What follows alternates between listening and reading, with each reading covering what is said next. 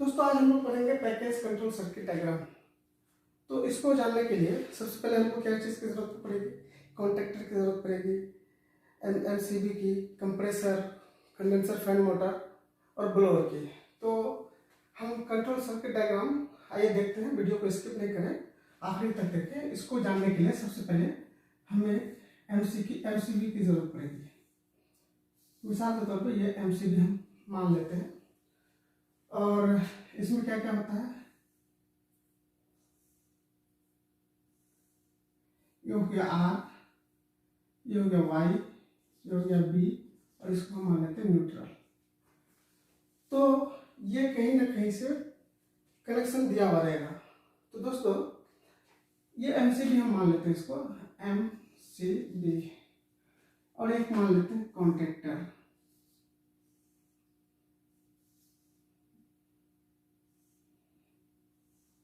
ये कॉन्टेक्टर है, इसको भी आर वाई बी लिखते हैं।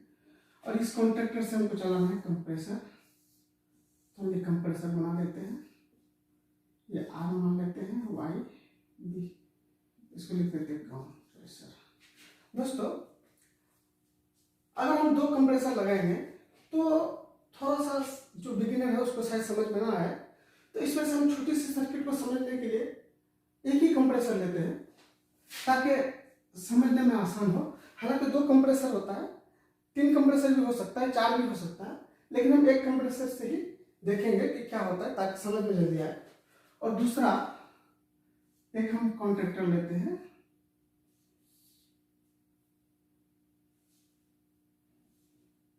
R Y D.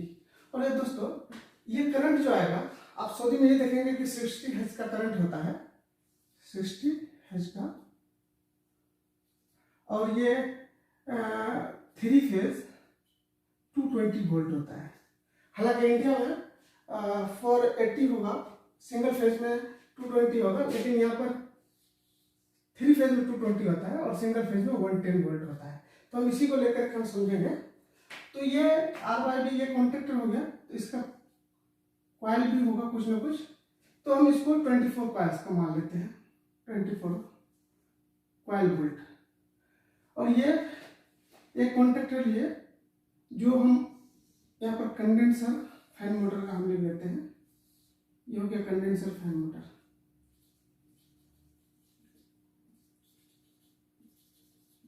Fan motor.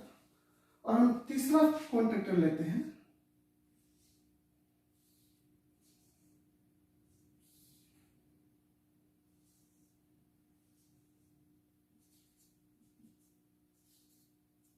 और यहां पर हम बना देते हैं ब्लोअर।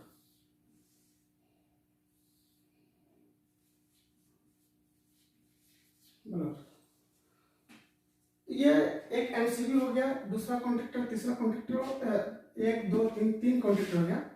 दोस्तों हम ये मान लेते हैं इसका कॉइल वोल्टेज 110 है, 110 वोल्ट, और ये भी 24 वोल्ट का है, क्योंकि ये कंडेंसर फैन मोटर में ऐसा हम एज्यूम करते हैं, आप कुछ भी ले सकते हैं। ये 24 कॉइल वोल्ट का है, ये 110 और ये भी 24।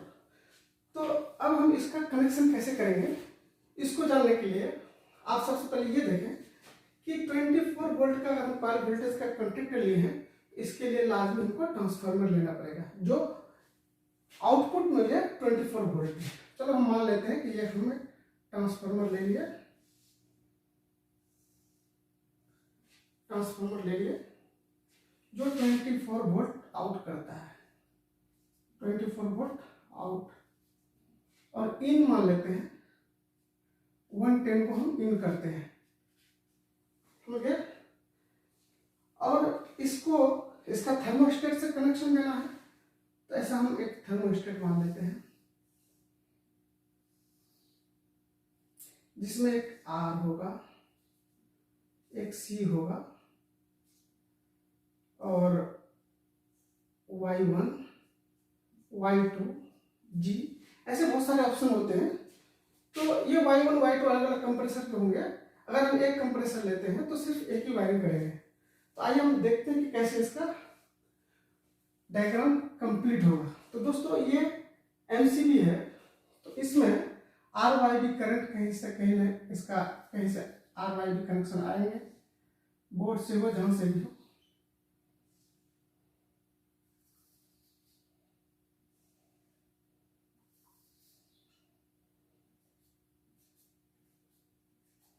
हम ये आर वाई बी देख लिया, ये है न्यूट्रल। सबसे पहले हम सप्लाई को तीनों कॉन्ट्रैक्टर में देखते हैं।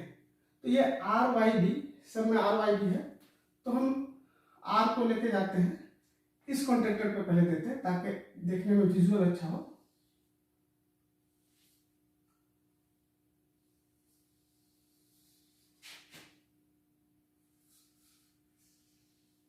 ये आर हो गया,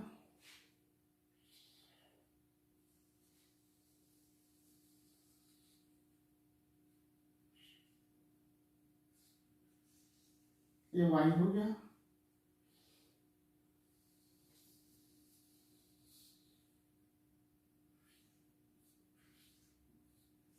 बी हो गया। अब ये ब्लोअर मोटर है, तो यहां से आर वाई बी आ जाएंगे। सेम इसी तरह से आर वाई बी को इसी में कनेक्शन देना है, तो ये आर है, तो ये आर लेकर के यहां दे दिए, ये वाई है, वाई दे दिए, और ये बी दे दिए इसमें। इसका भी कनेक्शन पूरा हो गया, तो ये R Y B condenser motor में चले गए ऐसे वाई। अब ये कंप्रेसर है, तो सेम इस तरह से इसमें भी पावर देना होगा, तो ये आर है, ये वाई, और ये बी। देखो दोस्तों, सप्लाई तो सब में दे दिए।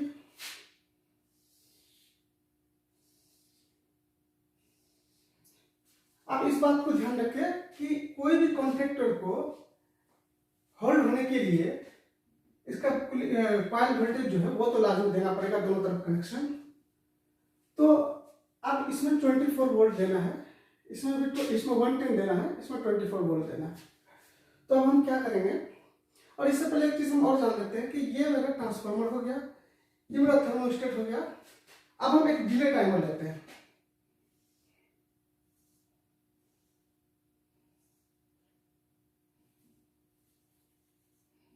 डिले टाइमर आप चाहेंगे तो डिले टाइमर नहीं भी रख सकते हैं, क्योंकि फौरन कंप्रेसर स्टार्ट ना हो, कंडेंसर फैन मोटर ऑन होने के बाद 1-2 मिनट का टाइम ले, इसके लिए हम डिले टाइमर लगाते हैं। अगर आप नहीं भी रखेंगे कोई मुश्किल नहीं है।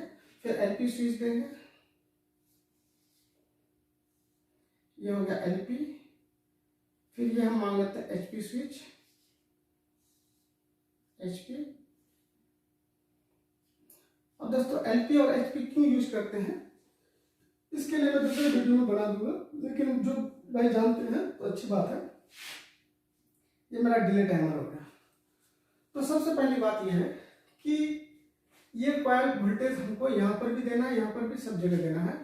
तो इससे पहले हमको यहाँ पर न्यूट्रल की जरूरत होगी, तो ये न्यूट्रल जाकर के हर जगह मैं दे देता हूँ। वन साइड तो न्यूट्रल लगेगा, इसके लिए यहीं से फिर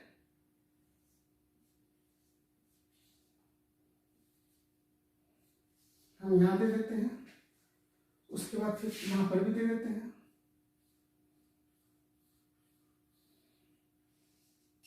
मेरा एक एक साइड में न्यूट्रल हो गया। और अब मुझे फेज देना है, तो फेज देख रहे हैं कि 24 वोल्ट है, यहाँ पर भी, यहाँ पर 24 वोल्ट है, और यहाँ पर 110 है। तो ये कंप्रेस ट्रांसफार्मर जो 110 लेगा, अब 110 कहाँ से लेगा दोस्तों, ये न्यूट्रल है, ये न्यूट्रल हम वन साइड से इसमें दे दिए, क्योंकि ट्रांसफार्मर 110 एंट्री कराना है, तो आर वाई बी में से कोई भी एक फेज उठा लें। अब ट्रांसफार्मर में 110 इन कर गया, तो ये आउट कितना करेंगे, ये ट्रांसफार्मर है।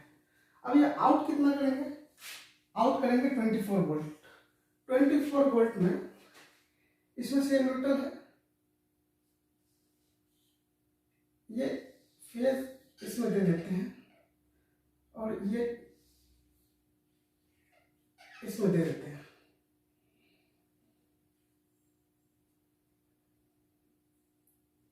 आइए दोस्तों समझ में, ये ट्रांसफार्मर में आ गया।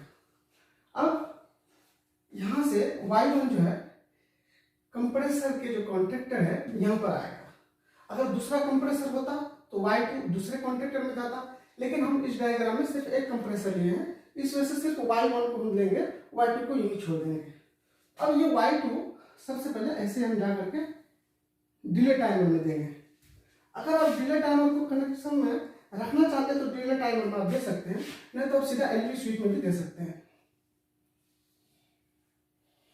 डिले टाइमर का एक पोल में दे दिए और यहाँ से मेरा एलपी में चले गया और यहाँ से मेरा एचपी में चले गया और इससे होता हुआ फिर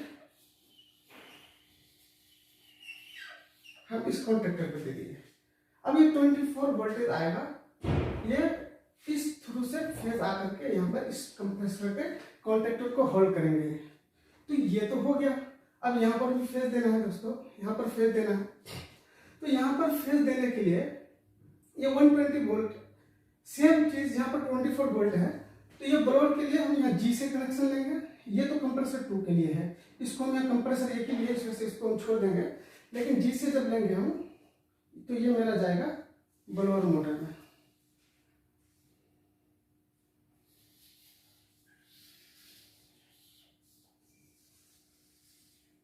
अब मेरा ब्लोअर मोटर का भी कनेक्शन रेडी हो गया। अब बात रही कि कंडेंसर फैन मोटर के लिए हम क्या करेंगे। अब दोस्तों एक बात है, जब भी एमसीबी ऑन होगा तो आप, ये तो न्यूट्रल लग गया है, अब यहाँ कॉइल वोल्टेज 110 है, तो आप अगर ऊपर से कहीं से भी आप कॉइल वोल्टेज देंगे तो जैसे ये ऑन करेंगे हम एमसीबी, ये फौरन कंडेंसर मोटर स्टार्ट हो जाएगा। आप अगर पीछे से लेंगे तो इसका मतलब है कि ये जब कॉन्ट्रैक्टर होल्ड होगा कंप्रेसर का तब कंडेंसर मोटर चलेंगे। अब वो आपकी मर्जी पर बात है, लेकिन सिस्टमेटिक ढंग से हमको बाद से लेना चाहिए, नीचे से लेना चाहिए। आप देखिए यहाँ पर न्यूट्रल आ गया, आर वाई भी 3 फेज है, तीनों फेज में से कोई भी एक फेज ले लेंगे, यहाँ पर डाल देंगे, ये ऑन हो जाएगा। लेकिन ऊपर से लेने पर, कनेक्शन देने पर जब भी एमसीबी ऑन होंगे कंडेंसर फैन डायरेक्ट ऑन हो जाएगा। लेकिन अब इस कॉन्ट्रैक्टर के बाद से लेंगे कहीं से भी, तो ये क्या होगा कि ये फेज जब आकर के इस कॉन्ट्रैक्टर को होल्ड करेंगे, जब करंट पास होगा कंप्रेसर में, तब साथ साथ कंडेंसर मोटर ऑन होगा। तो इसलिए बेहतर यही है कि ये जब होल्ड हो तो पीछे से हम लेते हैं, ताकि जब कंप्रेसर मेरा ऑन हो तो साथ साथ कंडेंसर मोटर भी ऑन हो। तो दोस्तों यहाँ पर एमसीबी जो ही हम ऑन करेंगे तो इस तरह से पूरा सर्किट डायग्राम कंप्लीट होता है। तो जो भाई को भी अगर ये सर्किट डायग्राम समझ में आया तो वो हमारे चैनल को लाइक और सब्सक्राइब करें। Thank you.